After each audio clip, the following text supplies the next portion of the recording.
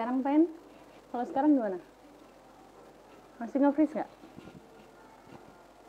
Harusnya nggak ya. Oke, gue buka sambil nunggu narasumbernya lagi update lagi update Instagramnya karena dia jarang pakai Instagram, baru ketahuan.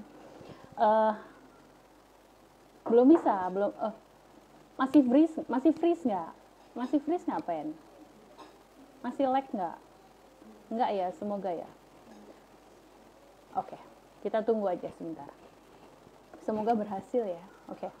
Assalamualaikum warahmatullahi wabarakatuh, teman-teman yang sudah hadir, yang sudah menyempatkan diri untuk join di Instagram live-nya Sedekah Oksigen. Tadi kita sekitar 5 menit, 10 menit yang lalu kita udah coba untuk invite narasumbernya, itu Pak Dr. Bambang. Saya tuh bingung manggilnya karena ini teman SMA saya. Nah, tapi ternyata dia belum bisa di-invite karena berhubungan sama Instagramnya lah gitu. Kita tunggu aja, sambil tunggu saya kenalan dulu ya. Jadi Instagram live-nya Sedekah Oksigen ini apa sih? Ini sebenarnya acara rutinnya Sedekah Oksigen. Kami ngelakuin setiap hari Rabu malam kayak begini, itu sedekah ilmu. Sebenarnya sudah dari lama kita lakuin sedekah ilmu, cuman memang formatnya beda-beda. Pernah kita lakuin sedekah ilmu itu kita datang ke sekolah-sekolah yang memerlukan gitu ya, free of charge. Kalaupun kemudian kita dikasih dana, biasanya kemudian dananya kita seluruhnya 100% dananya kemudian kita taruh di kas buat donasi. Ada juga kita pernah diundang oleh corporate waktu itu untuk sharing ilmu, kemudian dibayar sama corporate. Nah, itu juga jadi donasi. Sedekah ilmu ini ada salah satu kegiatannya Sedekah Oksigen yang salah satu implementasi dari bahwa sedekah itu nggak mesti uang gitu. Pernah juga kita bikin sedekah ilmu online, itu para ahli berbagi ilmunya dengan gratis. Kita nggak dari Sedekah Oksigen kita nggak bayar mereka pun juga nggak minta bayaran begitu, tapi peserta kita mintain bayaran. Nanti uang yang masuk kita kumpulkan, lagi-lagi kita masukkan ke dalam kasnya Sedekah Oksigen untuk kegiatan sosial yang kami lakukan. Nah, Sedekah Oksigen ini apa? Sedekah Oksigen ini awalnya adalah komunitas sosial, Mbak, Mas, semuanya. Komunitas sosial kami berdiri tahun 2015 waktu ada bencana kabut asap yang besar banget lah waktu itu tahun 2015, yang sampai Kalimantan tuh katanya 3 bulan apa 4 bulan nggak lihat matahari katanya. Karena memang ketutup asap. Nah, dari situ sebenarnya tahun 2015 sekitar bulan September gitu ya, Agustus, September, Oktober sekitar itu saya kok selalu lupa tanggal ininya. Dari situlah komunitas kami berdiri waktu itu sekitar 3 bulan. Saya sambil nunggu update nih dari Pak Bambang. Sekitar 3 bulan gitu kami mengumpulkan dana itu sampai dari masyarakat sampai sekitar waktu itu sampai 700-800 juta yang kemudian kita salurkan semuanya dalam bentuk macam-macam. Sampai bulan Desember 2015 kami salurkan dalam bentuk kaleng-kaleng oksigen. Waktu itu kita nggak pakai masker, nggak kepikir loh masker karena memang asap ya, jadi nggak pengaruh juga pakai masker gitu ya. Kita pakai masker, tapi maskernya apa ya waktu itu namanya istilahnya, ada maskernya. Waktu itu kita beli banyak dari sini, terus habis itu kita kirim ke sana gitu. Kita juga bikin bangun rumah oksigen waktu itu. Jadi sampai Desember lah kurang lebih kita urus yang asap itu. Kemudian setelah itu dengan dana sisanya kita run beberapa proyek sosial. Salah satunya beasiswa, sedekah nasi, bagi-bagi alat-alat sekolah, perlengkapan sekolah, bagi-bagi perlengkapan ibadah, mukena, sarung, iqra, Quran. Nah, sampai akhirnya tahun ini kami memutuskan untuk jadi yayasan. Alhamdulillah. Jadi akhirnya tahun ini kami akhirnya jadi yayasan setelah 5,5 tahun bergerak berdasarkan komunitas saja gitu. Proyeknya apa nih yang paling baru? Proyek yang paling baru tuh yang biasanya di bulan-bulan ini ya. Kalau proyek paling baru di bulan-bulan ini tuh beasiswa. Jadi tahun ini kami punya anak asuh itu 28 kalau nggak salah. Ada PIC-nya masing-masing, jadi saya agak lupa. Tapi pengumumannya ada di Instagram, nanti boleh dilihat. Nah, ada 28 anak. Biasanya di bulan-bulan ini kita review, kan ada yang lulus, ada yang kalau kuliah itu terus di tahun kedua dapat beasiswa bidik misi, begitu ya. Nah, anak-anak yang lepas-lepas ini kemudian kita carikan lagi kandidat-kandidat yang baru. Nah, kalau teman-teman punya kandidat-kandidat yang layak menerima beasiswa, monggo boleh diajukan. DM aja kami di Instagram. Selain kita mencari kandidat anak asuh penerima beasiswa, tentunya kita juga cari donatur gitu ya. Donatur ini yang nanti akan kami kumpulkan jadi satu grup gitu di grupnya donatur beasiswa. Nanti akan ada adminnya yang akan mengingatkan untuk transfer gitu ya. Biaya seluruh pembayaran itu nanti akan diawasi oleh relawan pendamping. Jadi biasanya yang mengajukan nama-nama kandidat penerima beasiswa itulah yang jadi relawan pendamping deh, yang bertanggung jawab buat memastikan uang itu sampai. Karena kita prinsipnya jarang sekali ngasih uang cash ke penerima donasi langsung gitu. Selalu bentuknya barang, atau kalau memang bentuknya uang sekolah maka ada pendampingnya gitu yang memastikan bisa jadi si relawan inilah yang membayarkan gitu kurang lebih. Tahun ini 28 anak, alhamdulillah. Terima kasih, barakallahu fikum buat semua donatur yang udah percaya, yang udah membantu kita untuk membantu orang lain. Project lainnya apa? Project lainnya kita lagi kerjasama sama salah satu yayasan untuk bikin sumur di Palestina. Kita semuanya tahu lah ya berita tentang penjajahan di Palestina. Nah, justru sebenarnya berita tentang penjajahan di Palestina inilah yang kemudian menginspirasi saya untuk bicara tentang cyberbullying, tema malam ini. Kok pas gitu ya?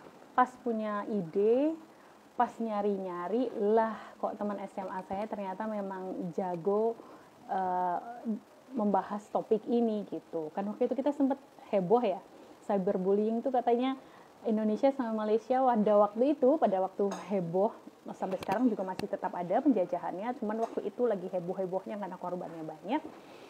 Penjajahan di Palestina itu kan Indonesia sama Malaysia katanya tuh sampai dinobatkan jadi negara nomor 1 dan 2 pelaku cyberbullying. Ke siapa? Kepada penjajah lah ya, nggak satu sama lain, kepada penjajah. Salah satu momen di mana Indonesia dan Malaysia mesra katanya. Nah, dari situlah sebenarnya kemudian saya bertanya-tanya, sebenarnya cyberbullying itu apa sih gitu. Maksudnya, apakah mengemukakan ketidaksetujuan di sosial media itu bisa disebut bullying gitu? Pada tahap mana gitu, pada taraf manakah kita bisa dibilang sedang melakukan bullying gitu? Kalau nggak setuju kan bisa tahapnya itu kan nggak setuju tuh bisa dari halus sampai gitu ya. Nah, di manakah sebenarnya si bullying ini tuh berada gitu? Pas scrolling, pas ketemu sama si bapak satu ini, yang mana sekarang dia hilang. Nah, harusnya dia yang paling banyak ngomong, kenapa jadi saya? Bisa? Bisakah? Alhamdulillah. Halo. Berhasil. Alhamdulillah. Yeay. Kurang update, Pak. Tahu Instagramnya.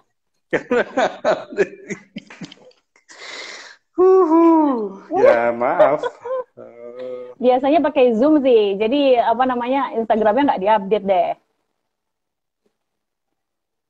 Putus lagi sekarang.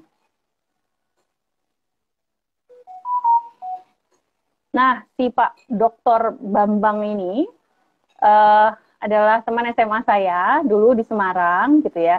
Kayaknya kita pernah duduk sebelahan deh.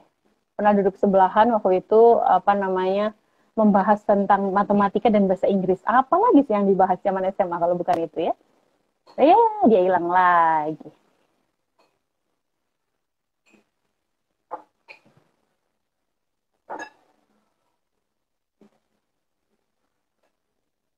Nah, habis itu kita nggak pernah ketemu. Pernah, Ding. Waktu Halo. ya halo, kedengeran nggak? Tapi Mm-mm. Kedengeran, tadi kedengeran. kamu hilang. Mm-mm. Nggak tahu nih kenapa. Katanya Apalagi? apa? Perlu di apa tadi? Disinkronkan lagi. Ya, ya, ya. It's Sorry, okay, it's sorry. okay. Ya, baiklah, karena narasumbernya sudah datang, ya Uh, kan, aku dari tadi ngomong sendiri loh. Serius. Karena narasumbernya oh sudah ya, datang, sorry kita langsung sekali. ngobrol aja sama dia. Tadi aku baru memperkenalkan, kita teman SMA gitu kan. Dulu kayaknya pernah duduk sebelahan. Tapi sekarang udah melanglang buana, udah kemana-mana si Bapak satu ini. Dan udah jadi doktor komunikasi, bener ya? Wes, Betul. udah keren banget. Jadi Halo. wes, Sorry, ini saya nggak tahu di HP hmm, ku ini ada ah, report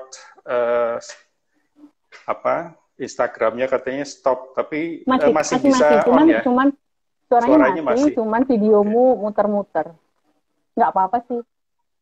Videoku Maksudnya muter-muter, loading itu loh. nggak Loading apa-apa yang ya. wing wing wing wing gitu loh. Oh, Bukan videonya muter-muter. nggak tahu ini sinyalku apa It's yang okay. kurang Nggak bagus. apa-apa lah. Oke lah, kalau Masih, kalau suara masih, masih masih. masih Mm-mm. anu nggak apa-apa. Oke, Oke, kita langsung oke mulai aja sip. ya. Kita langsung mulai nih. Kita mulai dari Ya boleh. definisi. Ini pasti ada yang ketawa nih kalau aku ngomong gitu.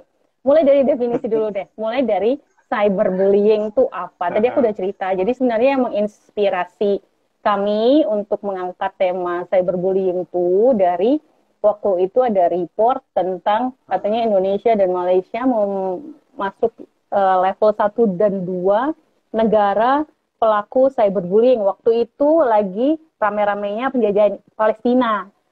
Itu kan rame banget tuh sampai akhirnya keluarlah report, sampai keluar berita bahwa Indonesia memasuki masuk di level 2 negara pelaku cyberbullying gitu. Padahal sih waktu itu menurutku cuma sekedar ngungkapin ketidaksetujuan sama penjajahan begitu kan ya. Nah, kemudian aku jadi bertanya-tanya, sebenarnya cyberbullying itu piye toh? Ya, dia hilang lagi, udah panjang. Saya ngomong, aduh, sabar. Ketika semua ditentukan oleh sinyal ya, baiklah. Nanti diulang lagi. Mau ngapain ya Allah? Sebentar. Apa sih itu kabelnya, Kak? Bentar, Kak. Kabel, Kak. Kabel. Dan dia selalu ingin muncul dalam acara-acara yang ada videonya. Itulah. Ini anak-anak kategori anak-anak hello guys. Ini teman-teman yang ini masih ada yang nonton yang lagi bareng sama kita, apakah bisa dengar suara kita? Tadi kayaknya aku lihat ada Mbak Wide, ada Penda, ada Patria. Iya, bermasalah. Nggak bisa di-invite lagi, kah?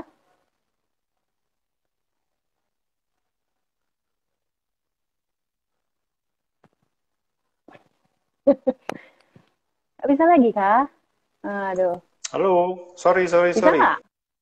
It's okay. Bisa, nggak tahu. Tapi tadi ada apa ya? Nggak tahu dia dia berhenti berhenti begitu. Sekarang bisa nggak? Jadi bisa terdengar, cuman gambarnya itu berhenti gitu ya. Gambarku juga berhenti. Gambarnya berhenti.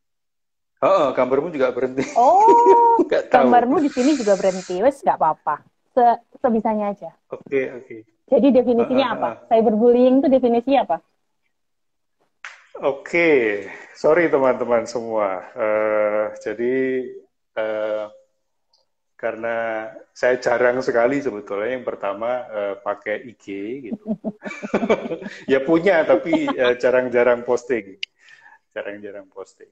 Oke, kalau kita bicara cyberbullying sebetulnya kalau secara konsep apa yang saya pahami dan pelajari selama ini sih sebetulnya kalau saya kemarin ngomong ke apa teman-teman sedekah panitia katakanlah, bahwa ada risakan itu gangguan sebetulnya, gangguan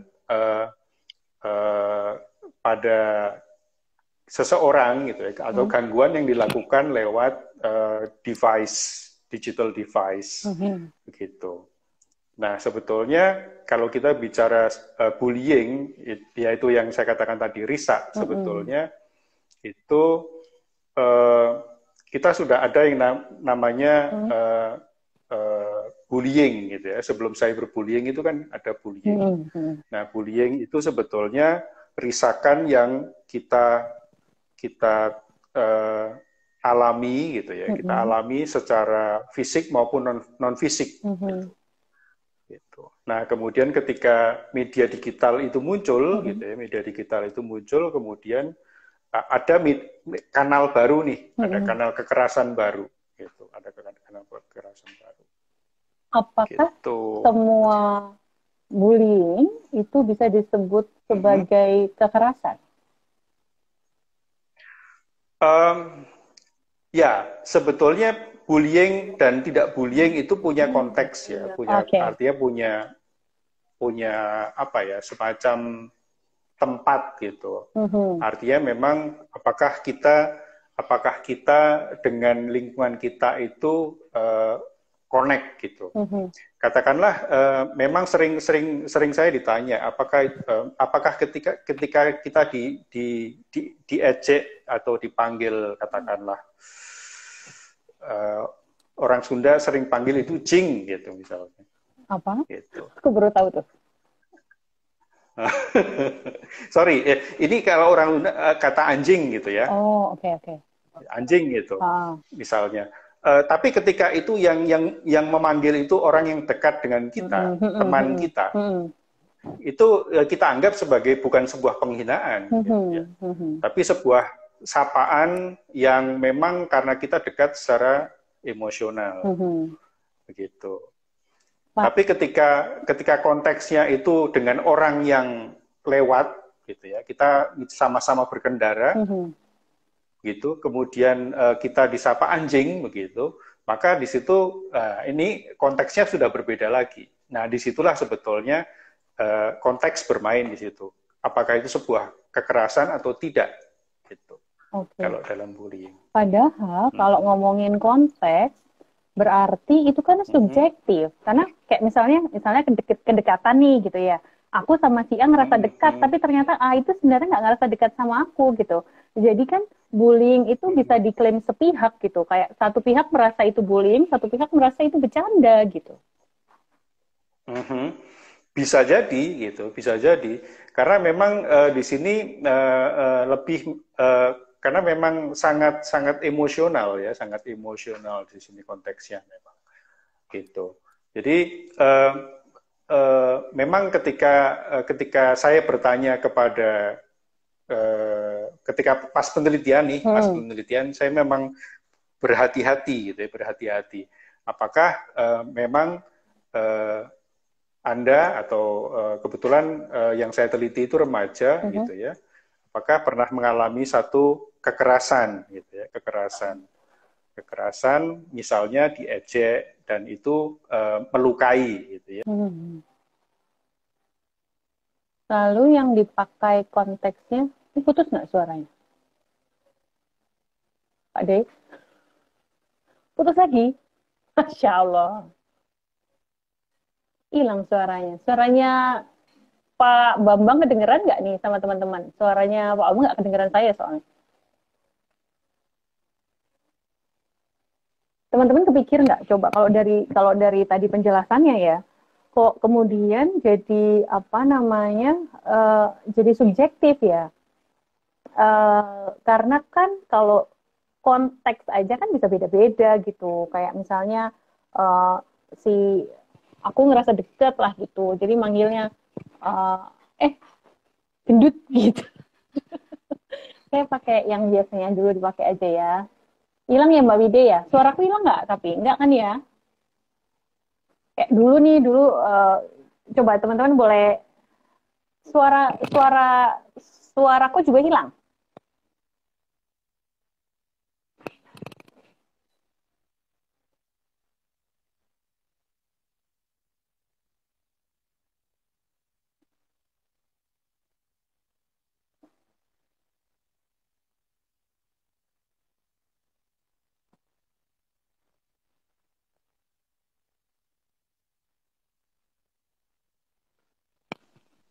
Halo, halo, sorry, sorry.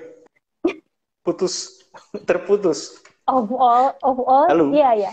Of all semua IG live ya yang udah kita lakukan, kok iya pas cyberbullying ini kok kita dibully sama sinyal ya ini ya, jelas ya dibully sama sinyal. Aku nggak tahu ini yang bermasalah sinyalku apa HP-ku gitu ya. Tuh, nggak tahu nih kok terputus-putus ini. Iya nih. Wes, tidak nggak apa-apa. Kurang lancar. Oke. Ya, tadi kan balik lagi, kalau konteks itu kan tadi berarti bisa subjektif. Yang satu bisa ngerasa dibully, yang satu bisa ngerasa sebenarnya nggak lagi bully gitu, cuman bercanda doang gitu. Nah, sebenarnya definisinya terus mengacu kemana ini? Karena kan kemudian jadi dispute nih. Loh, aku cuma bercanda kok, loh, aku merasa gitu. Nah, ini gimana kita mencari titik tengah yang mana sebenarnya yang disebut bullying, mana yang enggak gitu. Ya, memang di sini sebetulnya ada ya kalau kita balik ke aspek bullying tadi, sebetulnya ada tindakan yang frekuentif ya.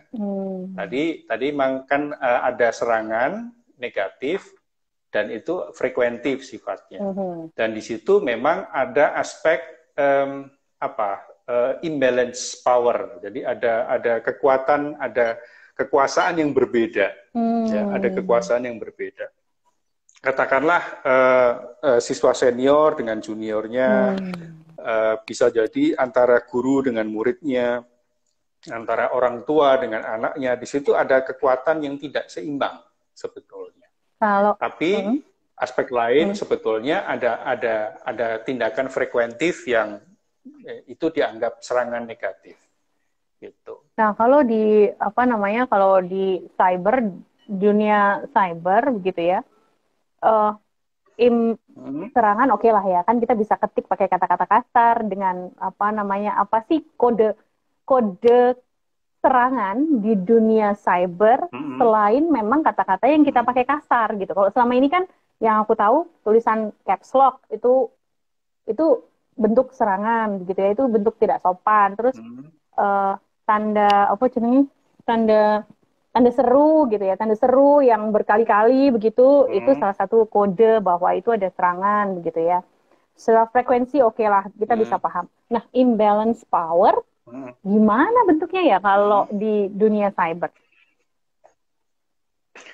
Kalau di dunia cyber itu kan ketika kita menerima katakanlah tadi umpatan dari seseorang yang kita tidak tahu, itu disitulah sebetulnya ada imbalance power gitu ya. Karena di dunia cyber itu kan ada istilahnya anonimitas.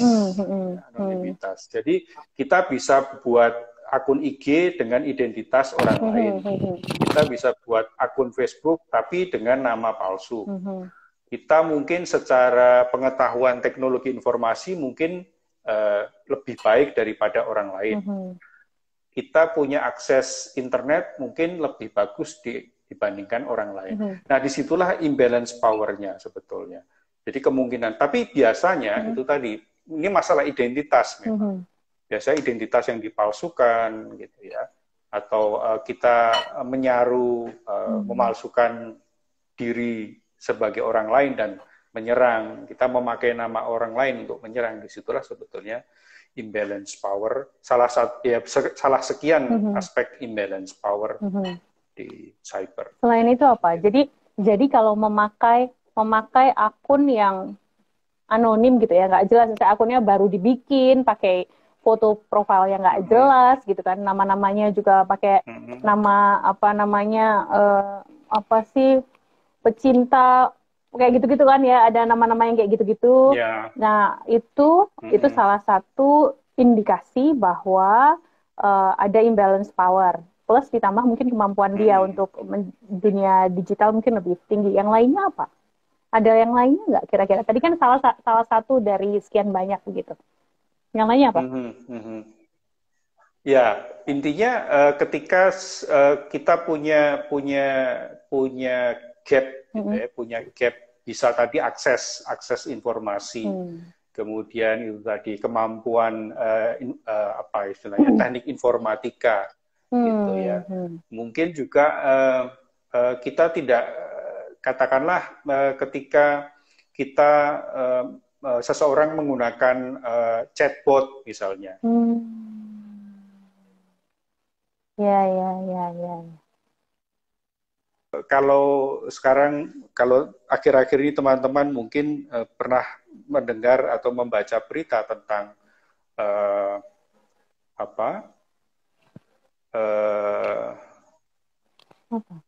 tentang pinjaman online gitu, pinjaman online dan mereka menggunakan chatbot misalnya, itu secara IT kita sebagai orang biasa mungkin kita nggak punya apa-apa, begitu. Misalnya begitu. Oke. Sekarang kalau kita mulai masuk ke bahayanya gitu, bahayanya apa sih sebenarnya cyberbullying? Sebagai pelaku tentunya nggak ada bahayanya ya kalau sebagai pelaku ya, tapi terhadap korban gitu, itu apa bahayanya? Kalau yang non cyber kan jelas tuh ya, kan kekerasan fisik dia bisa luka, ada yang sampai meninggal gitu kan ya. Nah, terus kekerasan verbal yang non cyber juga jelas gitu ya, karena kan itu melukai gitu, diam-diam tapi sebenarnya dia luka tapi nggak berdarah gitu kata anak-anak milenial kan. Nah, tapi kalau cyber gimana? Karena kan kita sebenarnya nggak ada depan toh, jadi apakah dia punya apa, anak-anak sekarang bilang apakah damage-nya itu sama seperti bullying yang non cyber? Ya, sebetulnya secara psikologis ada luka gitu ya, ada luka. Bayangkan kalau kita misalnya diserang gitu ya, kita katakanlah foto kita kemudian diedit gitu ya, diedit, kemudian dikirimkan ke orang-orang terdekat kita.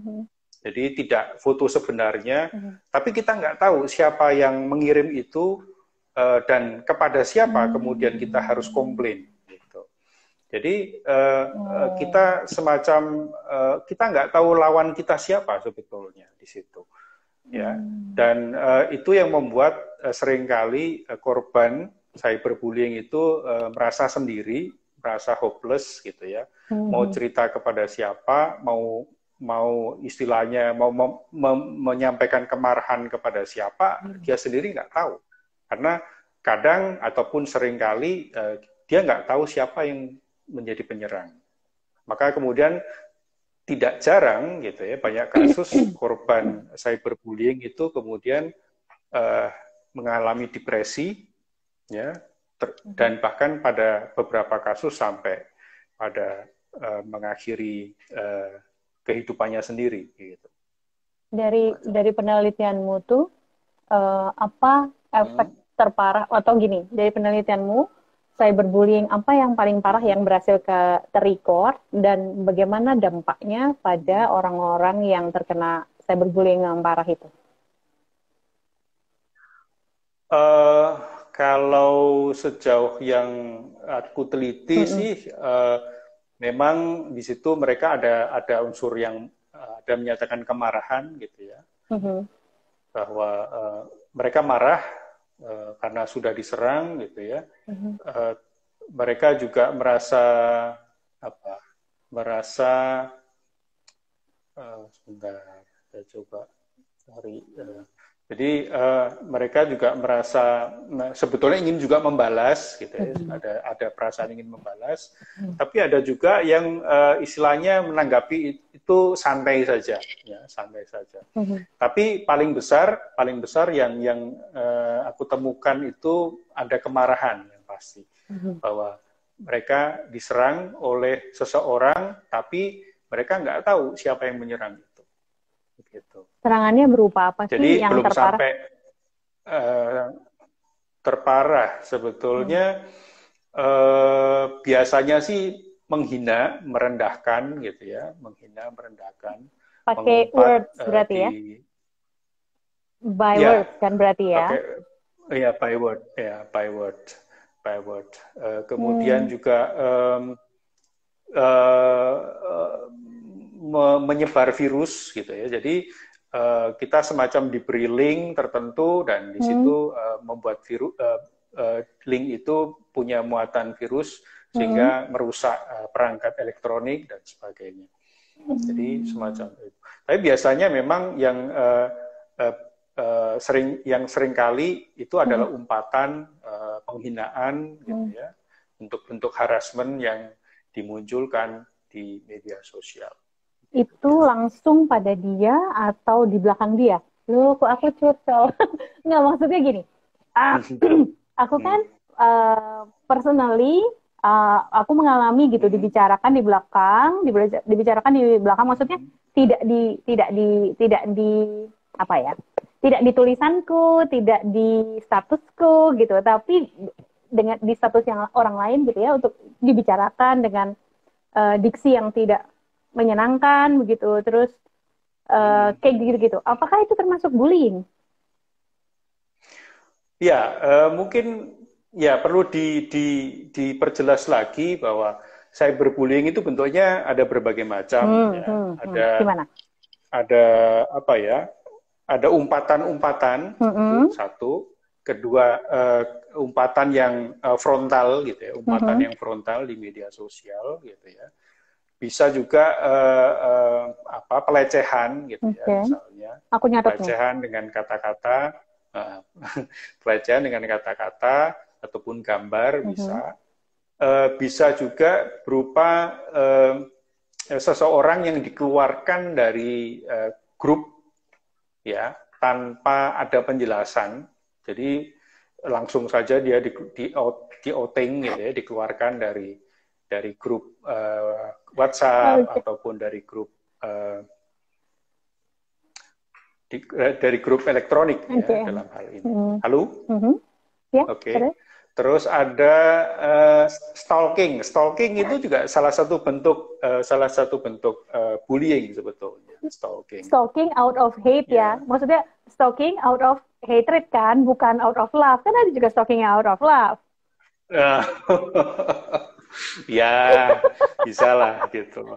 Oke, terus? Gitu. Ya, karena kebencian gitu. Kemudian impersonation, ya, impersonation itu tadi yang menyaru menjadi orang lain. Okay. Itu tadi. Kalau tadi yang tadi dinyatakan membicarakan gossiping, gossiping itu juga termasuk salah satu. Kemudian juga istilahnya yaitu tadi gossiping itu kan memproduksi berita bohong ataupun dengan gambar di-setting, diedit dan segala macam. Itu juga salah sekian dari bentuk cyberbullying sebetulnya. Ini ada pertanyaan nih. Langsung ya, kalau ada pertanyaan kita langsung aja ya. Takutnya nanti makin ke atas. Boleh. Ini katanya kalau terus bikin grup WA sendiri. No pen, aku nggak tahu bisa ngomong. Kalau terus bikin grup WA sendiri tanpa seseorang yang tadinya ada di grup itu namanya apakah juga masuk kategori cyberbullying? Karena dia nggak dikeluarin, tapi kemudian sebagian dari mereka bikin grup sendiri yang dia nggak ada gitu. Itu masuk cyberbullying nggak? Pertanyaannya kemudian saya harus bertanya kepada orang yang tadi merasa tidak di-in-grupkan tadi, apakah merasa sakit hati gitu ya? Gimana, Pen? Apakah merasa sakit hati? Kamu merasa di-out-grupkan nggak, Pen? Ini pengalaman pribadi atau cuma mewakili orang lain sih? No, Pen, nggak jelas.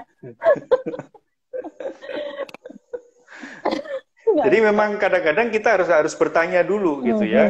Kan kadang-kadang kita merasa ini grup apa lagi sih gitu ya. Jadi kita tahu-tahu kemudian di-invite ke satu grup tertentu yang kadang kita nggak pengen juga gitu, karena mungkin di WhatsApp kita gitu sudah terlalu banyak grup gitu. Kadang-kadang kita nggak ingin juga gitu. Makanya perlu ditanya apakah ketika kita di-outgroupkan, dalam hal ini tidak di-invite, itu kita sakit hati atau tidak? Gitu. Oke, mungkin nggak sampai tahap sakit hati ya, tapi kan mungkin questioning gitu. Kenapa sih ada masalah apa sih mereka gitu, semacam begitu, karena kan kita nggak tahu ada masalah apa gitu, menurut mungkin begitu. Betul begitu Penda?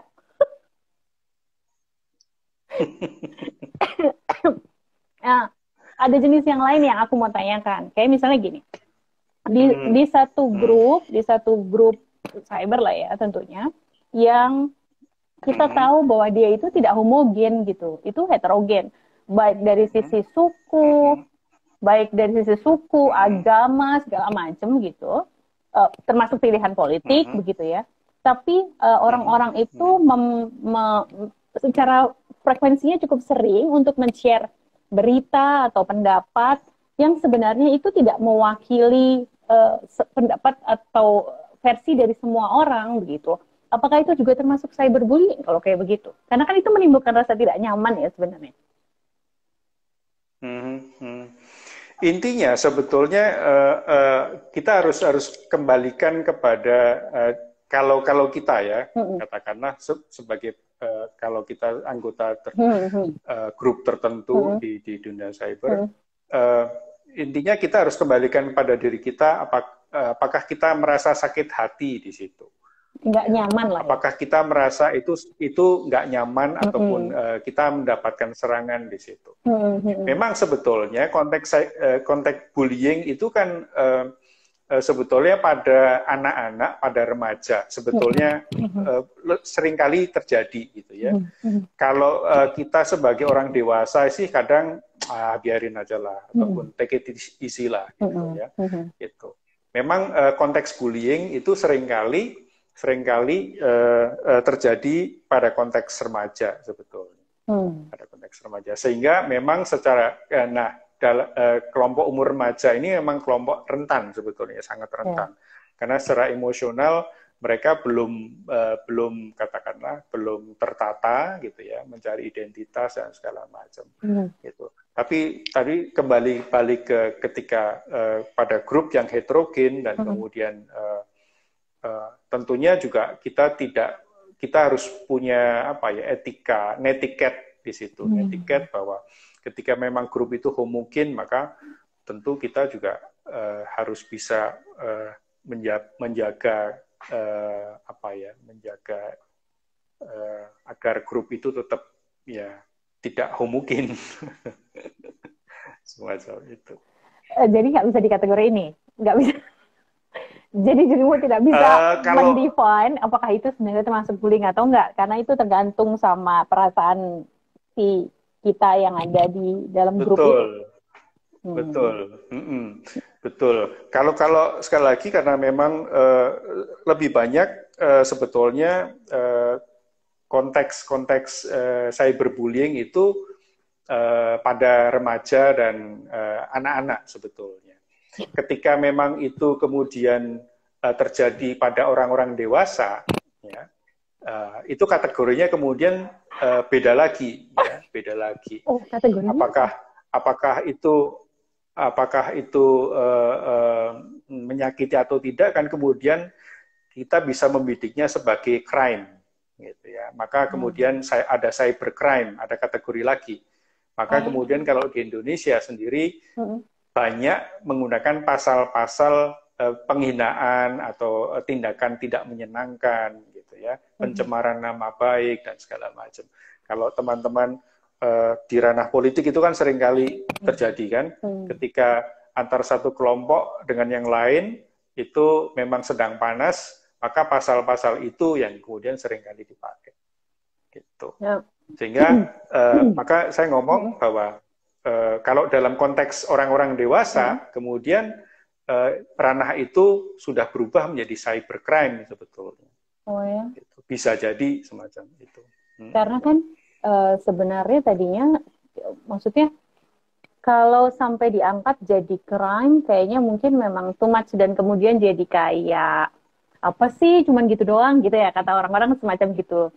Tapi itu kan memang menimbulkan rasa tidak nyaman yang continue gitu ya, karena ini dari pengalamanku sendiri lah ya, dari pengalamanku sendiri gitu, dengan backgroundku dulu, kemudian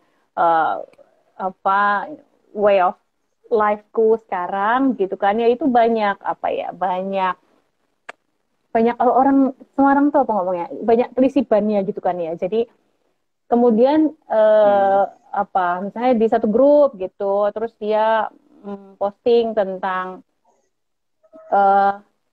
apa sih, gimana cara aku supaya tidak menyinggung pihak-pihak tertentu dan aku dianggap melakukan cyberbullying. Intinya, misalnya beda politik deh, misalnya beda politik, aku A, dia B gitu misalnya, tapi dia terus kirim terus yang apa namanya B itu gini gini gini gini, sementara A itu apa gini, itu yang beda politik gitu kan ya. Yang beda agama itu terjadi juga gitu, yang beda agama juga sama terjadi gitu, kayak misalnya agamaku A, agamanya temanku B begitu kan ya, terus nanti si B ngomong apa itu tokohnya si A tuh gini gini gini gini gini gitu. Itu kan menimbulkan rasa tidak nyaman ya. Maksudnya kalau dianggap crime, enggak sih, itu enggak crime. Tapi kan itu kayak enggak etis gitu ya. Pertanyaan selanjutnya mungkin, how do we handle orang-orang macam kayak gitu? Bagaimana sih harusnya kita handle para orang-orang kayak begitu itu? Yang sebenarnya katanya harusnya nggak masuk kategori bullying ya, karena dia kan usianya remaja dengan pengalaman lah, begitu ya kurang lebih. Ya, remaja kaset. Gimana caranya ngadepin gimana sih? Ya, sebetulnya kalau kita menghadapi hal semacam itu, tentunya kita tidak perlu reaktif, yang jelas bahwa banyak hal, segala sesuatu itu bisa terjadi di ranah cyber, gitu ya. Karena cyber itu kan, dunia cyber itu kan sebetulnya dunia apa misalnya, saya menganggapnya sebagai hutan belantara, gitu ya, hutan belantara. Maka kita sendiri sebagai pengguna gadget gitu ya, dan pengguna segala macam media sosial yang kita gunakan, ya tidak perlu reaktif gitu ya, tidak perlu reaktif. Karena ketika kita menanggapi serangan negatif itu dengan serangan balik, sebetulnya disitulah mereka mendapatkan kemenangannya gitu ya. Orang lain itu mendapatkan kemenangannya. Kalau saya pribadi, ini contoh misalnya, saya punya akun media sosial, tapi ya saya have fun saja dengan media sosial itu, artinya memang ya saya menggunakan untuk apa ya, untuk sesuatu yang positif saja gitu ya. Kemudian saya tidak mencoba setiap saat saya posting gitu ya, setiap saat misalnya saya sedang di mana posting, saya punya foto apa saya posting, saya sedang ngeblank apa kemudian update status. Karena sebetulnya apapun yang kita lakukan dalam dunia cyber, entah itu sesuatu yang positif, jangankan yang negatif, yang positif saja, kita katakanlah kita update sesuatu yang positif saja, orang bisa menyerang itu sebagai sesuatu yang negatif, gitu ya. Itu yang saya sebut sebagai kita nggak perlu reaktif, gitu ya, ketika kita menggunakan gadget, menggunakan media sosial, sehingga dalam menghadapi orang-orang semacam itu juga ya biarin aja, ketika dia menyerang saya dan itu tidak sesuai dengan kenyataan, ya biarkan saja. Gitu. Oke, pertama nggak boleh reaktif, oke. Kemudian, apakah perlu menanggapi? Maksudnya gini, kan mereka bisa jadi mengirimkan kalimat-kalimat, kata-kata yang cukup kasar gitu ya. Dan apa namanya, aku punya banyak teman gitu ya, dan menurutku aku sendiri begitu sering menerima kayak gitu, dan kita nanggepin bukan dengan cara-cara yang sama gitu. Kita tetap nanggapi, tetap jawab gitu, tapi tanpa ada apa istilahmu tadi, serangan begitu, tanpa kata-kata kasar, tanpa caps lock, tanpa apa-apa gitu ya, tetap ditanggapi gitu, kayak just like diskusi begitu. Halo Pak D, ini anakku nomor 2. Ya. Kelihatan nggak sih? Nggak kelihatan ya? Nggak kelihatan videoku. Gambarnya putus-putus. Oh alah. Nah, suaranya jelas. Sorry, suaranya jelas tapi gambarnya yang bermasalah. Jadi gimana? Kita perlu nggak sih kalau nanggepin tapi nggak pakai serangan, tapi kita tanggepin gitu. Kita jawabin like ya diskusi itu kan ada orang yang gampang marah kalau diskusi gitu kan ya. Ada juga orang yang kalau diskusi ya santai ya diskusi kok pakai ngegas gitu. Nah, boleh nggak sih kita tanggepin? Ya, tanggepin sekali lagi bahwa di media sosial kita harus smart ya, dalam arti bahwa tidak reaktif gitu ya, tidak sembrono juga gitu ya. Kita boleh menanggapi itu boleh, artinya klarifikasi boleh, menjelaskan boleh gitu. Itu pasti gitu ya. Tapi ketika kita menanggapi itu dengan reaksi yang negatif balik gitu, itu sebetulnya kontraproduktif sebetulnya gitu. Karena mungkin kita menyerang si A, tapi ternyata di belakang si A itu juga banyak orang yang akan menyerang balik kita juga gitu ya. Betul. Juga. Jadi sebetulnya kontraproduktif ketika kita menanggapi sesuatu yang negatif itu dengan serangan yang negatif juga, gitu. Karena nggak akan menyelesaikan masalah juga. Gitu. Nah, kalau penelitian saya, salah satunya juga ya kita blocking saja, kita blocking, kita hapus, gitu ya, kita unfollow, gitu ya, ya, ataupun kita yang terakhir ya unfriend gitu. itu keputusan terakhir gitu ya. Keputusan terakhir. Gitu. Tapi itu tadi bahwa kita menjelaskan boleh, menanggapi, tapi sekali lagi harus smart, kita tidak perlu menyerang balik dengan sifat yang negatif ya. Karena sekali lagi itu kontraproduktif ya. Tindakan yang lain ya itu tadi, kemudian kita unfollow bisa gitu ya. Tindakan yang lain ya unfriend, ya itu sebetulnya terserah pilihan kita dalam hal itu. Oke. Jadi kalau unfollow sama unfriend malah nggak termasuk dalam konteks bullying ya? Karena kan itu juga menimbulkan rasa tidak nyaman, Pak. Ya itu tadi, itu kan saya katakan tadi pilihan terakhir sebetulnya, pilihan terakhir.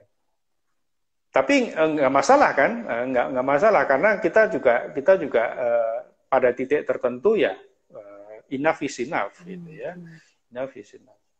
Artinya ketika memang itu media itu digunakan sarana untuk selalu untuk menyerang kita, gitu ya. Kemudian kita juga berhak untuk kemudian menghentikan itu, ya sesuatu yang tentu tidak produktif juga. Gitu. Begitu. Wah benar kata Nopenda, yang benar yang mana Pen? Yang pasti maksudmu tadi yang di belakangnya ternyata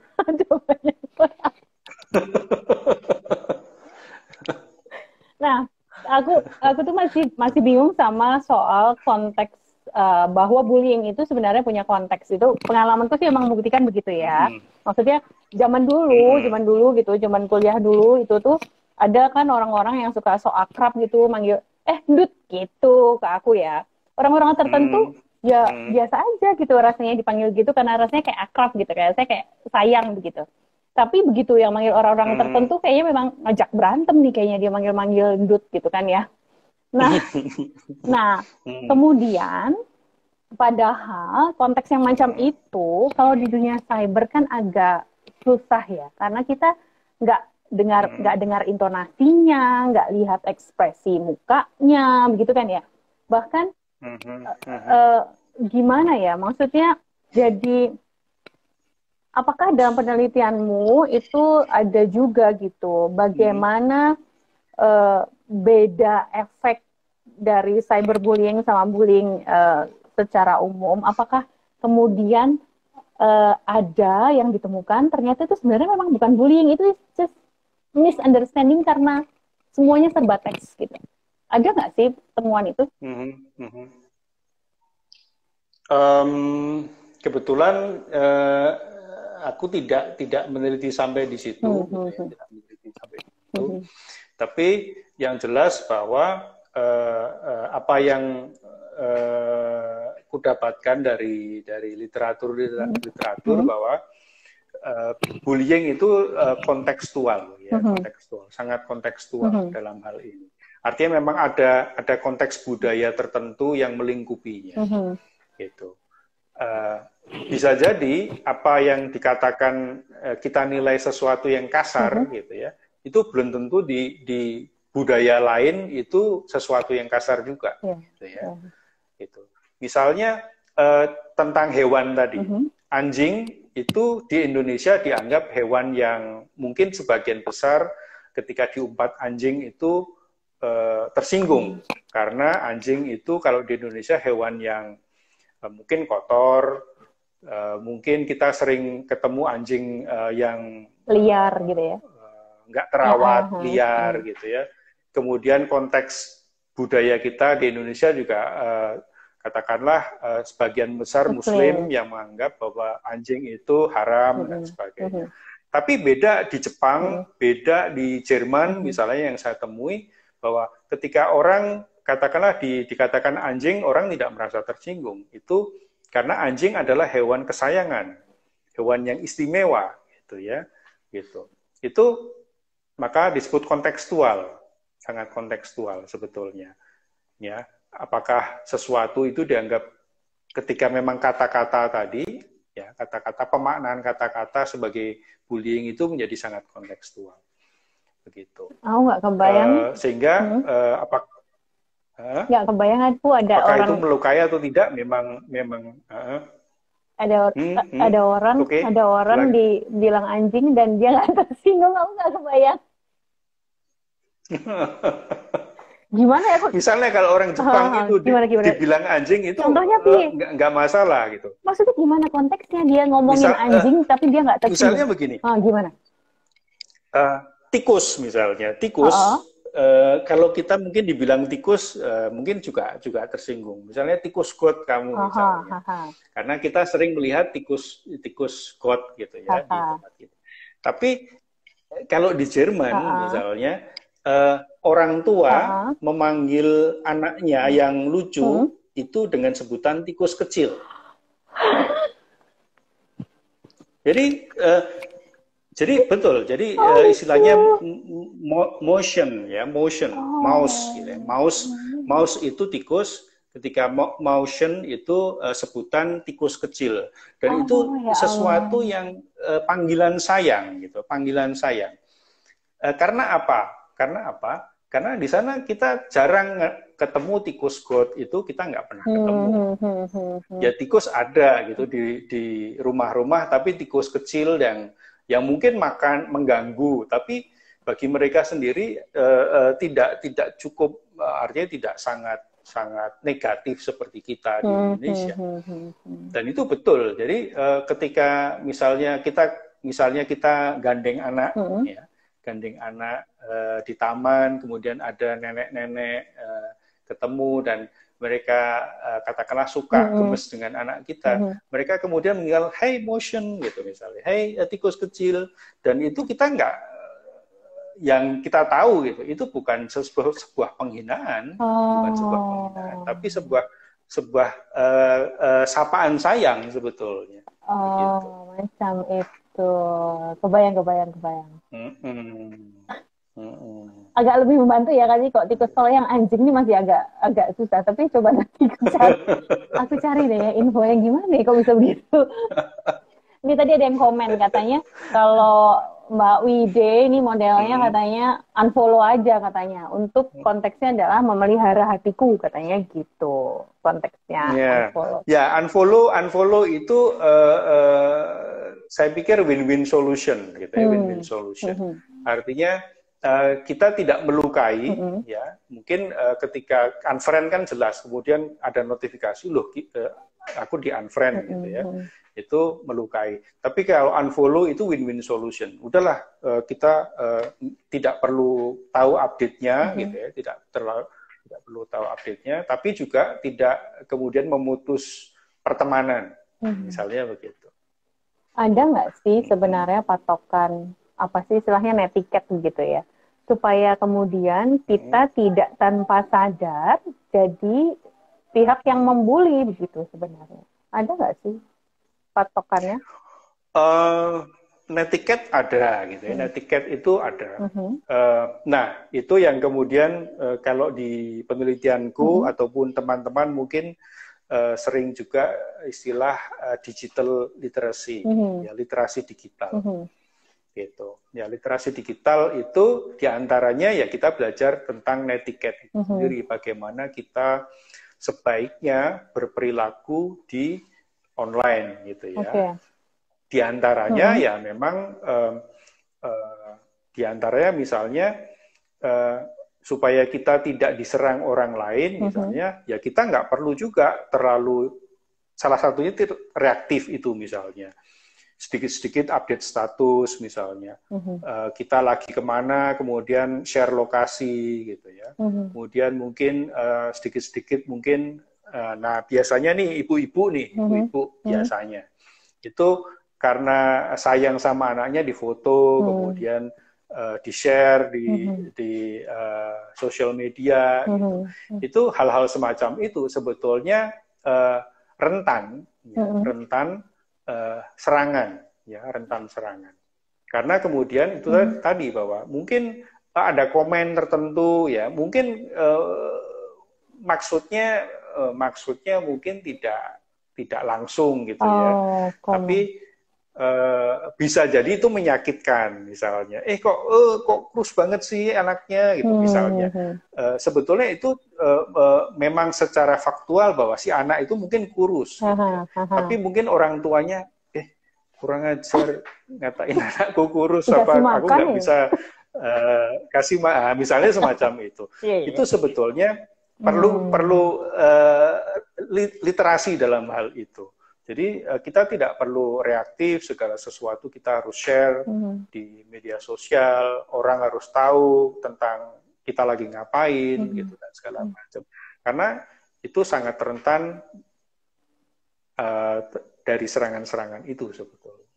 Di antaranya kalau kita bicara literasi digital. Gitu. Oke. Nah, ini pertanyaanku agak nakal konteksnya digital literasi. Sebenarnya digital literasi itu standarnya menurutmu berubah nggak dari tahun ke tahun? Karena gini, kalau pada tahun dulu awal-awal apa itu namanya chatting-chattingan, oke lah ya, jaga identitas banget gitu karena kita nggak tahu didatengin orang apa segala macam. Tapi kan semakin ke sini kalau dilihat gitu ya, bahkan banyak keputusan diambil dari hal-hal yang berserak di dunia digital begitu. Rekrutmen misalnya, rekrutmen pun diambil banyak cerita bahwa itu dilihat gitu, gimana profil mereka di dunia digital. Terus pemimpin-pemimpin kita, influencer-influencer dalam segala konteks ya, nggak cuma influencer dalam konteks dunia entertainment, tapi influencer dalam segala hal, mereka memakai dunia digital gitu. Bahkan sebagian pemimpin kan melakukan sosialisasi non formal, sosialisasi informal kan lewat dunia digital gitu ya. Apakah menurutmu digital literasi yang tadi kamu sebutkan itu masih kontekstual buat dunia yang sangat digital sekarang ini? Oh sangat, itu ya sangat bahwa kita harus siapapun kita sebetulnya ya seharusnya tetap proporsional gitu ya, proporsional itu kadang-kadang memang sangat subjektif lagi-lagi ya. Ya, sangat subjektif. Tapi intinya bahwa kita harus proporsional dalam kehidupan online, ya, terutama ketika itu kaitannya dengan identitas pribadi, gitu ya, data pribadi, identitas pribadi. Ya, karena segala sesuatu, apapun yang kita share di online, di digital, di media digital, itu sebetulnya sudah menjadi data. Ya, sudah menjadi data. Maka, ya memang kita harus kontekstual dalam hal ini sekali lagi, bahwa ketika memang kita memutuskan untuk bertransaksi online dengan online banking, ya kemudian harus disadari betul kira-kira nanti akibatnya apa dan data apa yang memang seharusnya saya sampaikan kepada pihak bank misalnya. Gitu. Tentunya kita harus berpikir, gitu ya. Tentunya lagi bahwa kita juga ya intinya bahwa kita harus aware apa-apa yang berakibat nantinya. Gitu. Misalnya kalau saya pribadi, misalnya, saya sangat berhati-hati, bahkan mungkin kalau di konteks Indonesia, karena di Indonesia sendiri belum punya undang-undang perlindungan data pribadi, kan ini masih RUU nih, rancangan undang-undang perlindungan data pribadi, masih belum dilegalkan. Itu kemudian terus terang saya cukup konservatif dalam hal bertransaksi dengan atau menggunakan media online atau transaksi online lah di Indonesia. Saya sangat konservatif, sangat membatasi itu. Bahkan saya masih ke teller bank, ya, saya masih ke ATM, gitu ya. Jadi saya tidak menggunakan satu gadget itu untuk segala hal, gitu, untuk segala hal, karena resikonya sangat besar, misalnya. Itu salah satu action digital literacy pada saya, misalnya begitu. Oke, salah satunya adalah tadi soal data, berarti ya, tentang keep data itu berat tapi sebenarnya ya, maksudnya bagi bapak-bapak mungkin itu agak lebih mudah dibandingkan ibu-ibu ya, karena kan ibu-ibu mungkin yang macam aku gitu akan lebih banyak di rumah gitu, sementara kegiatannya macam-macam gitu ya. Kalau tetap harus model kayak gitu ke ATM, ke teller itu akan sangat ribet begitu kan ya. Tapi ya again, memang semua action kan ada konsekuensinya begitu kan ya. Ya, setiap pilihan pasti punya konsekuensi. Oke. Aku nggak kebayang seberapa bahayanya sih, tapi kalau ngomongin tentang m-banking ya. Kalau selama ini ya, misalnya ya. Misalnya. Jadi kalau sewaktu aku nggak di Indonesia, di posisi belajar gitu di luar, itu merasa bahwa karena memang sistemnya itu sangat safe, sebetulnya punya gitu misalnya akun online banking, kemudian PayPal, kemudian misalnya di Amazon misalnya bayar dengan PayPal, gitu, bayar dengan online banking di gadget, itu di luar berani gitu ya, tapi kalau di Indonesia belum berani. Jadi memang masih, ya itu tadi, bahwa kalau di sini ya aku harus lebih waspada, karena memang banyak kasus ternyata kan memang data kita diumbar nih, data kita bocor nih, gitu kan. Kita mungkin nggak seberapa, mungkin tapi sekali lagi bahwa sedikit atau banyak resource kita di online gitu ya, tetap itu namanya tetap data kita. Artinya bahwa privasi kita di situ sebetulnya sudah terenggut juga gitu ya. Semacam itu. Jadi dalam konteks digital literasi pun itu ternyata berhubungan juga ya sama tentang ya tingkat keamanan sebenarnya dunia cyber begitu ya. Kemudian juga tentang hukumnya gitu. Hukumnya jelas, kalau misalnya mungkin rasamu di luar negeri rasanya tuh kayak kalaupun kamu terlanggar itu lebih jelas lah ya, follow up-nya harus bagaimana. Sementara kalau di sini data kita diumbar, kita mau kemana nih, kita nggak tahu juga gitu mau kemana. Jadi mau ngapain gitu. Iya. Jadi bukan cuma digital literasi kemudian konteksnya begitu kan ya, tapi semua support system yang berhubungan sama dunia cyber itu juga mempengaruhi, begitu kan ya? Mempengaruhi. Tapi itu tadi, yang penting kita sendiri. Yang penting kita sendiri juga gitu ya. Artinya sekali lagi bahwa itu pilihan sebetulnya, pilihan pribadi. Memang kemudian menjadi sangat repot. Misalnya kita harus bayar sesuatu gitu ya. Misalnya harus beli tiket gitu kan, beli tiket. Tapi walaupun repot ya itu tadi. Misalnya kalau kita beli tiket pesawat ataupun tiket kereta api, untungnya ada pilihan. Oh, bayarnya lewat ATM gitu ya, atau bayar lewat minimarket yang ada fasilitas itu gitu ya. Itu tadi, itu masih resikonya masih bisa kita kita antisipasi lebih baik begitu. Yeah. Tapi sekali lagi itu pilihan sebetulnya. Ya, yeah. Bisa kebayang sih kalau di bisa kebayang kalau di Jogja misalnya begitu ya, masih berdasarkan modelnya ATM gitu, terus mau beli tiket kereta tinggal ke stasiun juga deket, cuman gitu naik motor juga nyampe sejauh-jauhnya Jogja gitu kan ya. Nggak usah Jogja deh, Semarang lah, Semarang aja tuh kayak ya ampun sehari kita bisa pulang pergi 5 kali, udah banyak tempat yang kita datengin gitu. Sementara kalau di kota-kota kayak Jakarta, yang mana saya nggak di Jakarta ya, saya di Tangsel. Nah itu memang kebayang ya gimana. Aku nggak kebayang serius. Walaupun kemudian kebayang bahayanya, tapi juga belum kebayang kemudian bagaimana solusinya kalau nggak mau meminimalisir pemakaian m-banking, transaksi online begitu.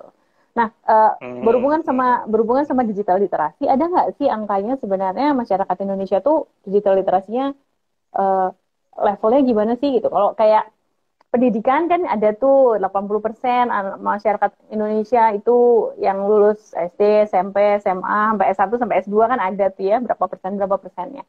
Kalau digital literasi ada nggak sih? Seberapa?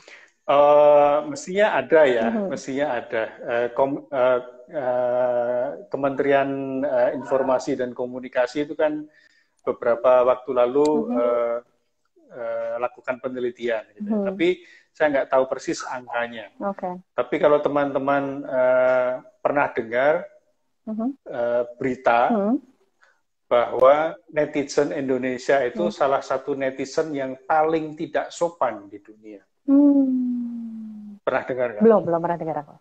Ya mungkin konteksnya yang pernah aku dengar yang waktu konteks penjajahan Palestina beberapa waktu yang lalu kan kita sempat diberitain tuh yang Malaysia sama Indonesia menduduki posisi negara pelaku cyberbullying nomor 1 dan 2, nggak entah yang nomor 1 yang Malaysia atau nomor 1 yang Indonesia, tapi pokoknya Malaysia sama Indonesia 1 sama 2 gitu.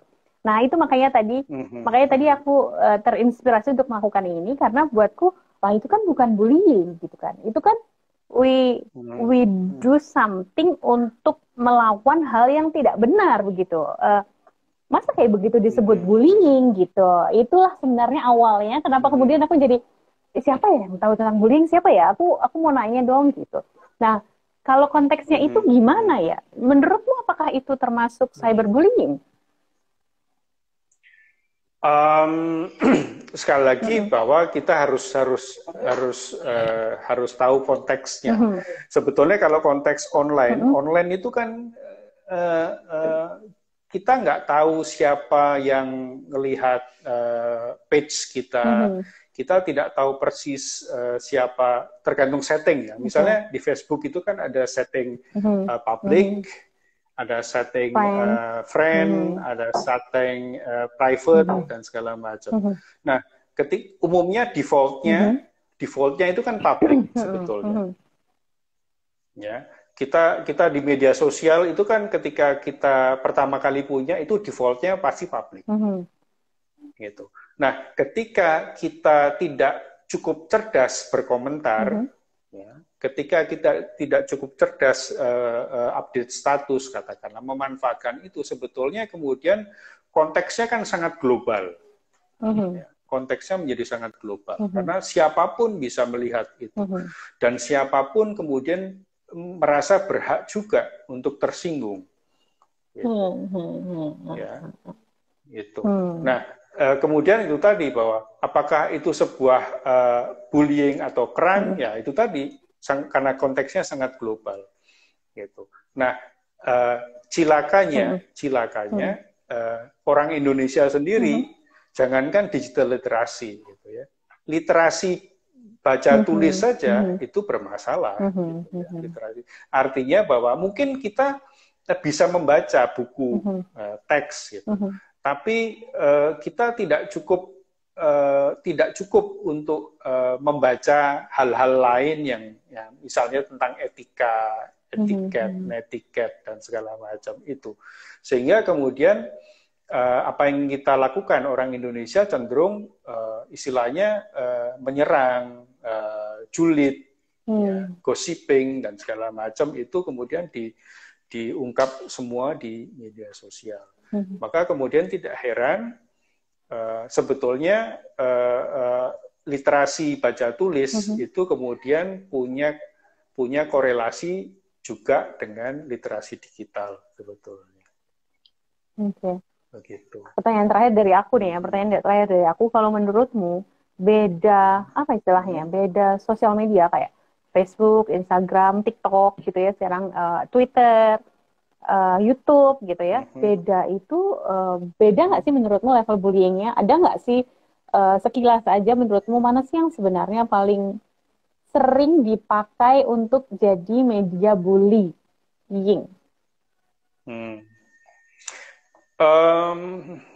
Yang aku temukan di penelitianku itu paling sering itu instant messaging seperti WhatsApp, Telegram. Itu karena kan kita ketika menyalakan gadget itu sudah pasti dan paling sering biasanya instant messaging itu. Nah, itu sangat potensial sebetulnya. Apalagi sekarang kita tidak punya batasan. Istilahnya ketika gadget kita on, pasti instant messaging kita on. Yang kedua, selain instant messaging, memang media sosial, Instagram, ya, TikTok, ya, kemudian Facebook, ya, yang begitu-begitu, yang paling besar nomor 2. Yang dipakai orang menyerang dan juga merasa diserang lewat media itu juga. Gitu. Merasa diserang memang. Itu ya, karena itu tadi bahwa sebetulnya apa yang kutemukan juga indikasinya adalah semakin kita sering online gitu ya, semakin sering juga kemungkinan kita terpapar oleh cyberbullying. Oh gitu. Gitu. Logiknya begitu memang bahwa karena itu tadi saat ini kita sangat dimudahkan dengan jaringan internet di Indonesia walaupun belum merata seluruhnya ya, tapi setidaknya kita di Indonesia bagian barat kita punya akses data yang cukup gitu ya. Kemudian di Indonesia juga yang namanya gadget itu relatif terjangkau, katakanlah ada kita gadget di bawah 1 juta kita sudah bisa pakai gitu ya. Dan kecenderungannya kan sebetulnya orang-orang yang notabene secara tingkat pendidikan, mungkin profesi dan segala macam dengan yang membeli itu semua, kemudian pulsa juga relatif murah, kemungkinan itulah sebetulnya yang semakin memperbesar kita terekspos, orang Indonesia dalam hal ini, terekspos oleh cyberbullying itu sendiri.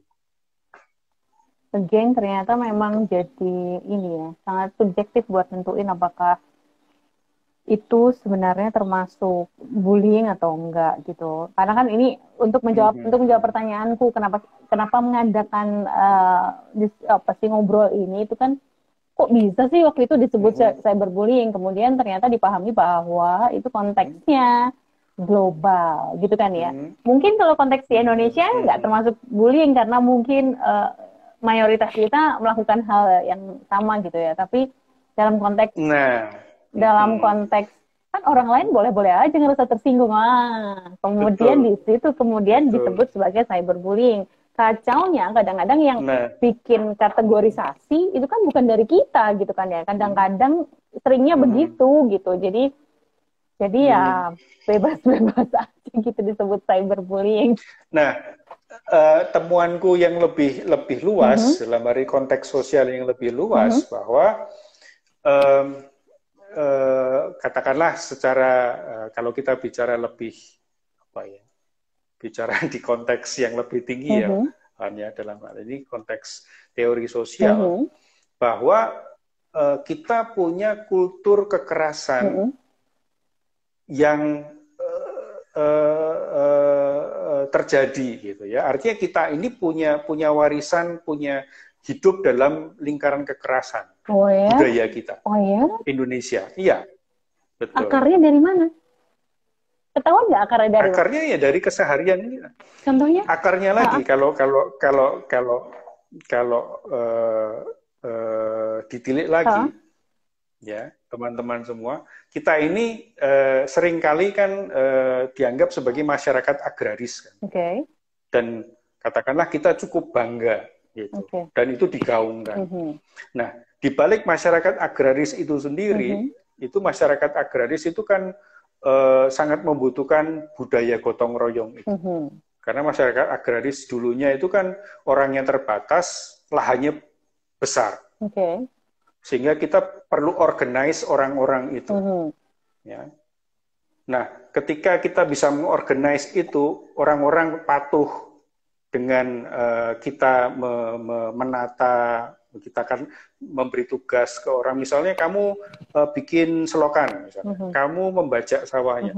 Ketika orang menuruti itu, dan masyarakat menyetujui itu sebagai masyarakat agraris, sebagai masyarakat yang teratur, itu sebetulnya di situ, di balik itu juga ada kekerasan sebetulnya. Ada in group, ada out group, gitu. Ya. Gitu. Ketika orang tidak patuh terhadap apa yang kita instruksikan, maka dia out group. Ketika seorang anak tidak patuh pada apa yang kita instruksikan, maka kita berhak mencubit dia. Misalnya. Ketika anak tidak belajar, maka kita berhak memukul dia, misalnya. Ketika seorang guru mendapati anak tidak mengerjakan PR, maka patut dihukum. Itu bentuk-bentuk sebetulnya keputusan-keputusan yang memunculkan kekerasan. Dan itu dianggap sebagai sesuatu yang lazim, sesuatu yang seharusnya. Nah, disitulah sebetulnya bentuk-bentuk di mana kekerasan sebetulnya sudah membudaya, gitu. Sehingga kemudian kita menganggap itu hal yang biasa. Oh, biasa itu, gitu kan? Biasa.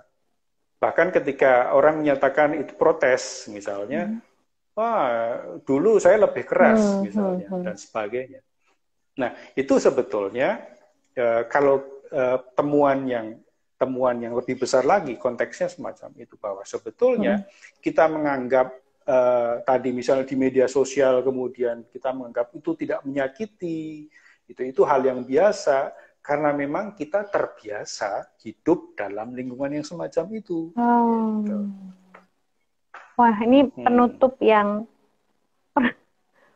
yang ini ya. Maksudnya sungguh nggak pernah kusangka gitu. Maksudku, ya aku nggak tahu juga sih kan ya. Benar, ternyata kita maksudnya dari ini kan ilmiah ya tentunya. Jadi ternyata kita punya kultur kekerasan yang kemudian itu masuk juga dalam kekerasan verbal lah ya.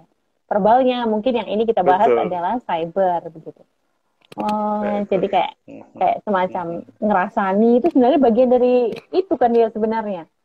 Karena ada in group out group gitu kan. Konteks masyarakat agraris juga gitu ya, ngerasani, gossiping. Masa itu konteks? Karena kita kasian ya masyarakat agraris nih. Kasian loh. Betul, karena kalau teman-teman tahu gitu ya, itu masyarakat yang gossiping itu karena mereka akrab, sering berkumpul, karena suhu kita nyaman, kita hidup di khatulistiwa yang sangat hangat, sehingga memungkinkan kita keluar rumah, kita ketemu orang, kita menyapa tetangga kita. Coba teman-teman hidup di utara, yang suhunya matahari hanya mungkin hanya 3 bulan, 4 bulan dalam setahun. Maka kemudian mereka nggak pernah ketemu tetangga. Kalaupun ketemu mungkin pas musim panas, misalnya pas musim panas pun mereka liburan dan segala macam. Sehingga yang namanya gossiping, ya ngerasani orang itu nggak ada waktu mereka. Karena nggak pernah nongkrong juga, gitu ya. Nongkrong kedinginan. Gitu. Nongkrong kedinginan, nongkrong di cakro gitu ya, rasan-rasan itu kedinginan. Oh ya Allah, itu konteksnya ya sebenarnya. So itu konteks yang lebih luas semacam itu sebenarnya. Iya, tadinya aku pikir aku ini apa namanya hasrat ngeyelku tadinya masa sih gitu, tapi karena aku pikir itu lebih ke kultur yang psikologis gitu. Tapi ternyata ini kan kultur yang memang dibangun karena geografis juga gitu kan ya. Jadi ya iya sangat geografis. Nggak bisa dipungkiri juga ya, memang iya karena kita ya kalau tempat lain keluar dingin mau gimana? Nggak bisa gosip. Iya. Oh ya Allah. Dan itu ya itu tadi bahwa kalau kita tidak mengalami sendiri ataupun mungkin tidak artinya mendalami itu, tentunya menganggap kita ya itu tadi ya sebagai sebuah kewajaran bahwa ya kalau namanya ikan gitu ya, ikan kalau kita di dalam akuarium yang sama terus itu kan menganggap itu ya biasa gitu ya. Keadaan akuarium kita semacam itu. Tapi ketika dia di kolam yang lebih besar dan ada istilahnya ada bebatuan, ada katakanlah ganggang di situ yang lebih rimbun dan segala macam. Tentunya kita punya perspektif bisa melihat itu lebih luas lah. Ya, dalam konteks itu sebenarnya bukan sekedar pengalaman gitu ya, tapi juga kemauan untuk open minded gitu kan ya. Enggak. Ya, open minded pasti. Iya, iya. Baiklah. Oke. Ini percakapannya ini ya, endingnya tuh agak memukul gitu, agak apa namanya, agak wow aku nggak tahu itu, aku nggak tahu itu gitu. Tapi aku senang gitu, maksudnya aku tuh suka acara ini, live ini karena personally aku belajar banyak dari narasumber karena kan apa namanya mereka ahli masing-masing di bidangnya gitu ya, jadi tambah informasi, tambah pinter lah ya, walaupun tetap di dalam rumah, tambah pinter. Baiklah, ada yang mau kamu sampaikan terakhir untuk wrap up tentang cyberbullying, entah untuk gimana caranya supaya kita tidak melakukannya, atau gimana cara kita menghadapinya, atau apapun lah yang menurutmu penting tentang cyberbullying? Iya, ya sebetulnya bahwa ya itu tadi sebetulnya balik ke digital literacy, gitu ya, digital literacy bahwa kita harus di hal yang ringan sebetulnya sekali lagi kita tidak perlu reaktif ketika kita di tangan kita ada gadget. Manfaatkan gadget itu sebagai media, kalau aku sih informatif, gitu ya. Informatif pasti, ya. Hiburan kedua misalnya, sosial media itu nomor sekian lah, maka ini kemudian bermasalah nih Instagramnya. Gitu.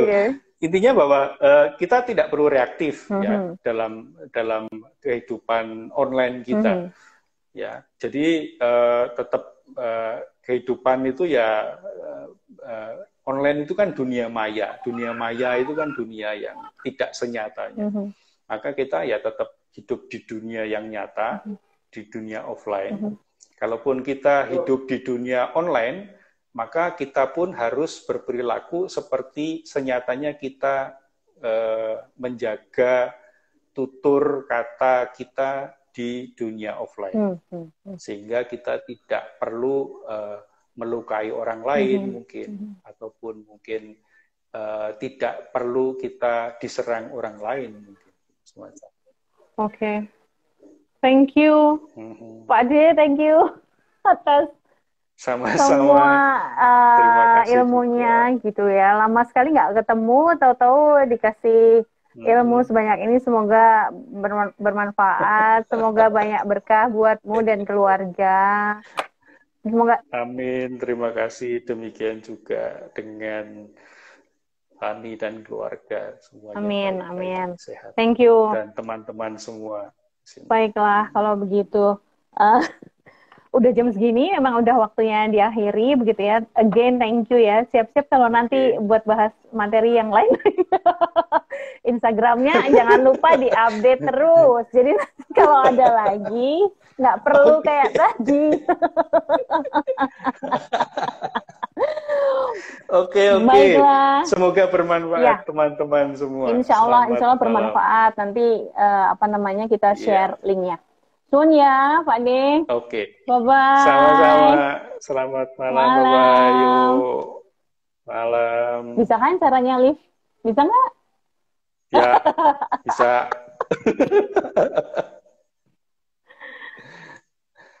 Ya, baiklah. Aku tutup dulu. Teman-teman, terima kasih sudah menyimak acara kami di IG Live kali ini. Temanya cyberbullying, merembet kemana-mana begitu ya. Yang tadinya sebenarnya dari nggak terima kok Indonesia disebut sebagai negara pelaku cyberbullying nomor 2 sih gitu. Tapi ternyata ini soal konteks gitu. Jadi bisa dipahami gitu. Kita nggak perlu terima, nggak perlu harus oh iya benar, memang kita nggak usah gitu ya. Tapi kita yang penting paham gitu. Ada perspektif lain dari orang lain yang mungkin berbeda sama kita. Begitu. Minggu depan masih ada acara Instagram Live lagi. Temanya tentang kita mau ngobrol dengan para survivor COVID-19. Yang satu Mas Eko yang hari ini hadir. Mas Eko-nya ikut nyimak yang minggu depan kita ngobrol sama Mas Eko sebagai salah satu survivor COVID. Beliau tinggalnya di Kalimantan. Satu lagi nanti survivor COVID-nya adik saya sendiri di Semarang yang perempuan. Kalau Mas Eko laki-laki, kalau ini yang perempuan gitu ya. Nanti kita lihat efeknya gimana, sebenarnya kita harusnya gimana, dan segala macamnya itu. Oke, semoga bermanfaat. Semoga Allah lancarkan semua urusan teman-teman. Semoga ini diterima sebagai salah satu amal kebaikan kami. Sampai ketemu di lain kesempatan. Assalamualaikum warahmatullahi wabarakatuh. Bye-bye.